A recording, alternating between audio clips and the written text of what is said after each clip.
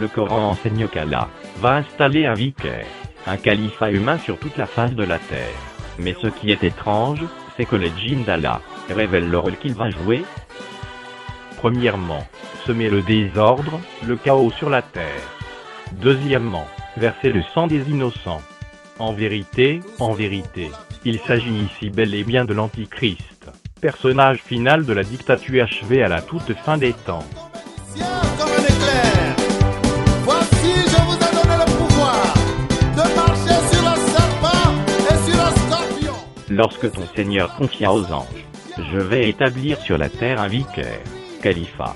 Ils dirent, vas-tu y désigner un qui y mettra le désordre, et répandra le sang, quand nous sommes là, à te sanctifier, et à te glorifier. Il dit, en vérité, je sais ce que vous ne savez pas.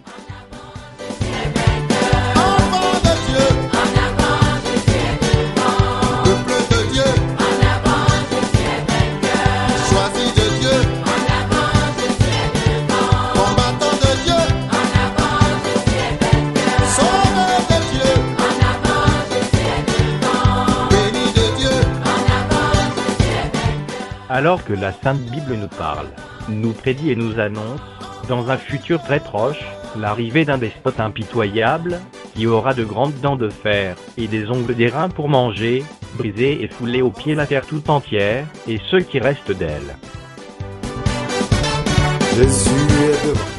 Et il lui fut donné de faire la guerre aux saints et de les vaincre. Et il lui fut donné autorité sur toute tribu, tout peuple, toute langue et toute nation. Et tous les habitants de la terre l'adoreront, ceux dont le nom n'a pas été écrit dès la fondation du monde dans le livre de vie de l'agneau, qui a été immolé. Et il lui fut donné d'animer l'image de la bête, afin que l'image de la bête parlât, et qu'elle fit que tous ceux qui n'adoreraient pas l'image de la bête fussent tués.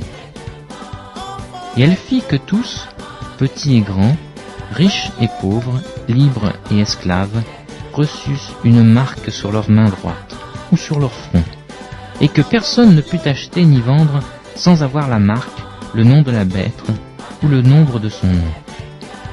C'est ici la sagesse. Que celui qui a de l'intelligence calcule le nombre de la bête, car c'est un nombre d'hommes, et son nombre c'est 666. Quand il ouvrit le 5e sceau, je vis sous l'autel les âmes de ceux qui avaient été immolés à cause de la parole de Dieu, et à cause du témoignage qu'ils avaient rendu. Ils crièrent d'une voix forte, en disant, « Jusqu'à quand, Maître saint et véritable, tardes-tu à juger, et à tirer vengeance de notre sang sur les habitants de la terre ?» Une robe blanche fut donnée à chacun d'eux, et il leur fut dit de se tenir en repos, quelque temps encore, jusqu'à ce que fût complet le nombre de leurs compagnons de service, et de leurs frères, qui devaient être mis à mort comme eux. Après cela, je regardais pendant mes visions nocturnes, et voici, il y avait un quatrième animal terrible, épouvantable et extraordinairement fort. Il avait de grandes dents de fer, il mangeait, brisait et foulait aux pieds ce qui restait. Il était différent de tous les animaux précédents et il avait 10 cornes. Je considérais les cornes et voici, une autre petite corne sortit du milieu d'elle et 3 des premières cornes furent arrachées devant cette corne. Et voici, elle avait des yeux comme des yeux d'homme et une bouche qui parlait avec arrogance. Il me parla ainsi. Le 4e animal, c'est un 4e royaume qui existera sur la terre, différent de tous les royaumes, et qui dévorera toute la terre, la foulera et la brisera.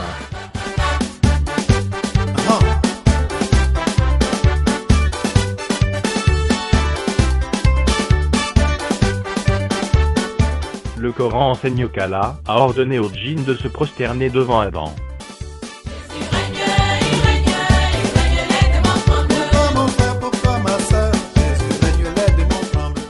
Et lorsque nous demandâmes aux anges de se prosterner devant Adam, ils se prosternèrent, à l'exception d'Iblis, qui refusa, s'enfla d'orgueil, et fut parmi les infidèles.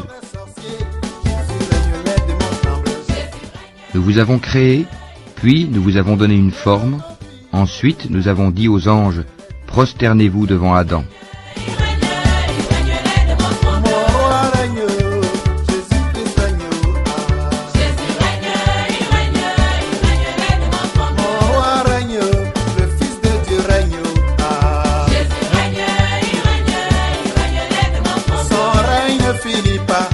Or, selon la Sainte Bible, l'adoration, c'est-à-dire le fait de se prosterner, est réservé à Dieu seul, le Créateur de toutes choses, notre Dieu Sauveur Jésus-Christ. Alors Dieu prononça toutes ces paroles en disant : Je suis l'Éternel, ton Dieu, qui t'ai fait sortir du pays d'Égypte, de la maison de servitude. Tu n'auras pas d'autre Dieu devant ma face. Tu ne te feras point d'image taillée, ni de représentation quelconque des choses qui sont en haut dans les cieux, qui sont en bas sur la terre, et qui sont dans les eaux plus bas que la terre. Tu ne te prosterneras point devant elles, et tu ne les serviras point. Car moi, l'Éternel, ton Dieu, je suis un Dieu jaloux. Le diable le transporta encore sur une montagne très élevée, lui montra tous les royaumes du monde et leur gloire, et lui dit : Je te donnerai toutes ces choses, si tu te prosternes et m'adores. Jésus lui dit : Retire-toi, Satan, car il est écrit : Tu adoreras le Seigneur ton Dieu, et tu le serviras lui seul.